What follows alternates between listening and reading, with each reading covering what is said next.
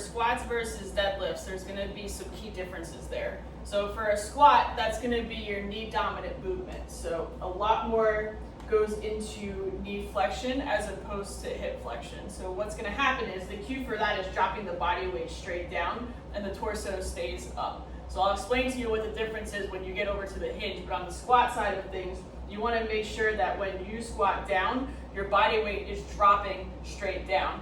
And you get about shoulder width stance in your feet.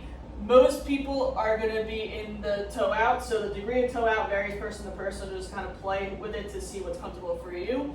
No person's going to be the same as the next person as far as the degree of toe out. And then from there, if you drop your body weight straight down, you're going to see what happens. The knees start to bend and they pass over the toes. I don't know where it came from that the knees can't go past the toes, but in order to do a good squat, they have to.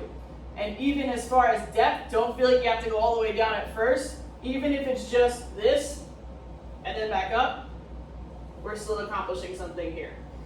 If you have to sit down to a box, if you have to sit down to a bench at first, that's totally fine. And then from there, once you start to get more comfortable, you can work your way up to trying to get all the way down and all the way back up. But usually that's going to take a little bit of time to be able to accomplish something like that. As far as the deadlifts, which is also known as hinge patterning, that's more on the hip dominant side. The cue for that is more pull the hips straight back. So another way I hear people talk about it is pretend there's a string coming out of your back and someone is pulling it straight back. So instead of dropping the weight straight down, which tends to use the knees more, for a hinge, you're going to push the hips straight back. So it's going to come as a hip dominant movement. And the knees will bend. They're just not going to come forward at all. They're going to bend that way. And the flexion is going to come from the hips. So here, here. Those are the main differences.